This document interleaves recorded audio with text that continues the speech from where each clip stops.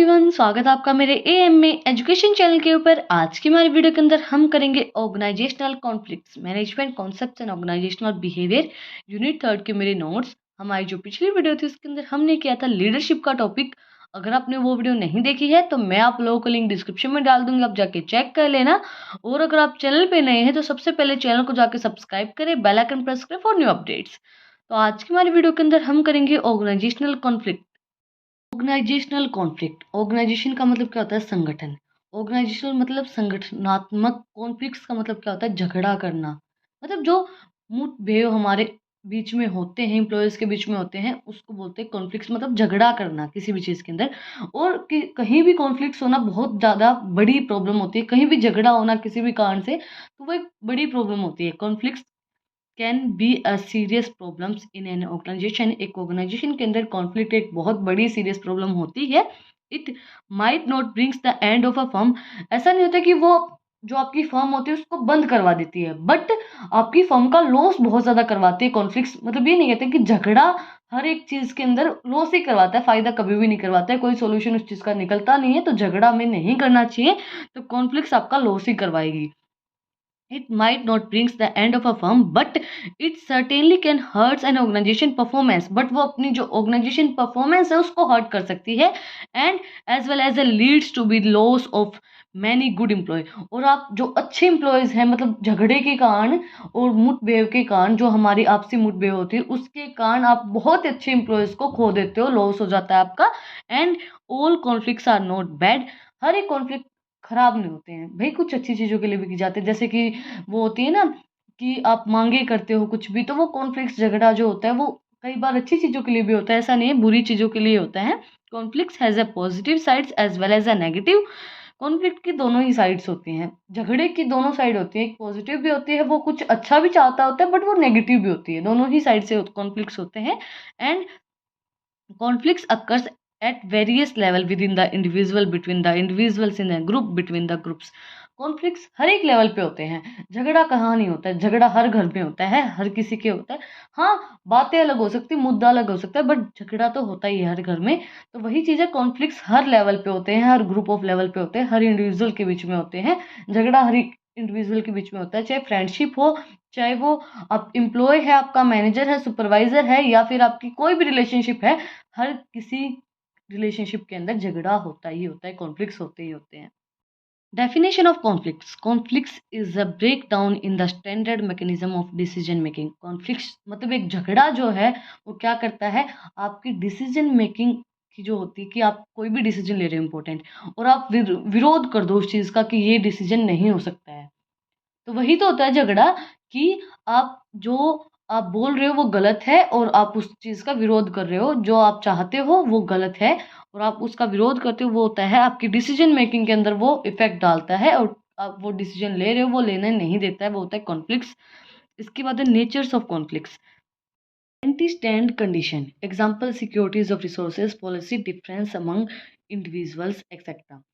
कि आपको आपकी कंडीशंस के अंदर अलग-अलग भेदभाव हो रहा है। मतलब आपके साथ भेदभाव हो रहा है कि आप एक आपके एम्प्लॉयी हैं, उनको अच्छी सिक्योरिटी प्रोवाइड करवाई जा रही है, और उतनी ही एजुकेशन उसके पास है, उतनी ही लेवल ऑफ एजुकेशन उसके पास है, उतनी ही डिग्रियाँ उसके पास हैं, बट उनको तो अच्छी सिक्योरिटी प्रोवाइड करवाई जा रही है, अच्छी सैलरी दी जा रही है, बट आपको नहीं दी जा रही है। तो उस टाइम पे क्या होंगे? कॉन्फ्लिक्ट्स क्रिएट होंगे।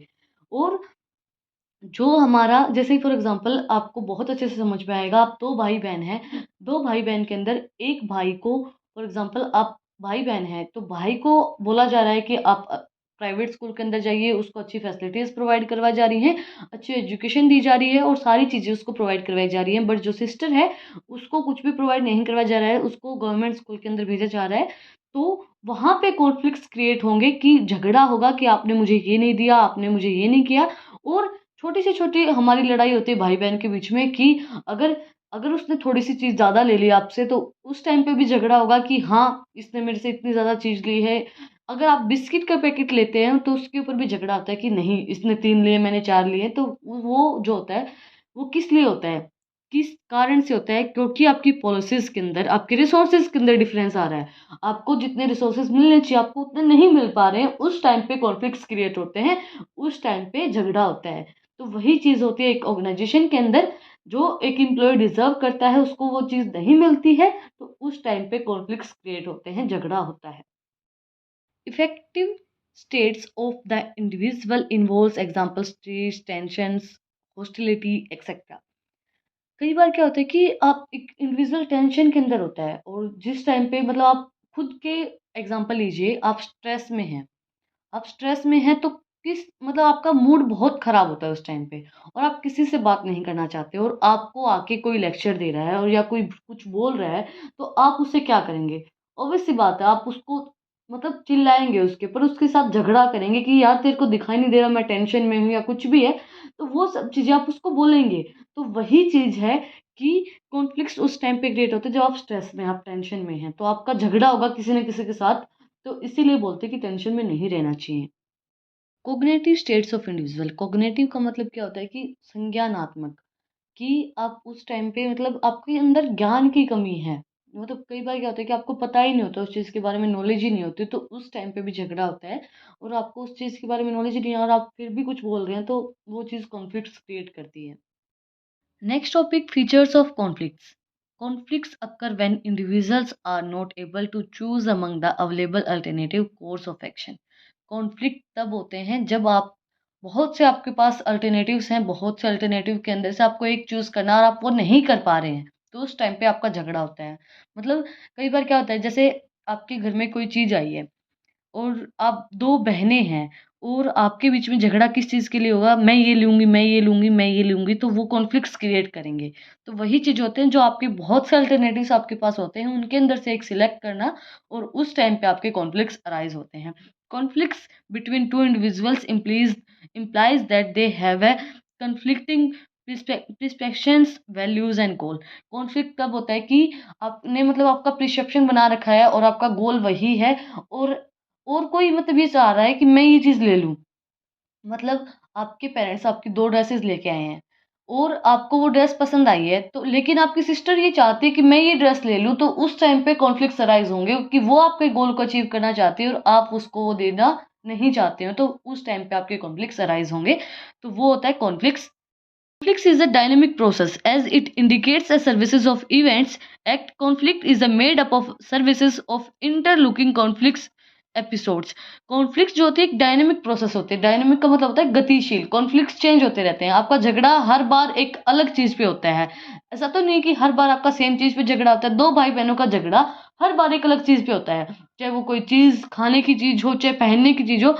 फॉर एग्जाम्पल आपका ब्रदर है, वो आपकी कोई भी जैकेट वगैरह कोई भी डाल के चला गया बाहर, तो उस टाइम पे आपका कॉन्फ्लिक्ट होगा, आपका झगड़ा होगा कि वो मेरी क्यों डाल के गया, क्यों डाल के गया। तो वही चीज होती है कि वो हर बार आपका एक अलग रीजन होता है। या फिर आपने कोई चॉकलेट वगैरह रखी है फ्रीजर के अंदर, आपके भाई ने वो खा ली, तो उस टाइम पे झगड़ा होगा।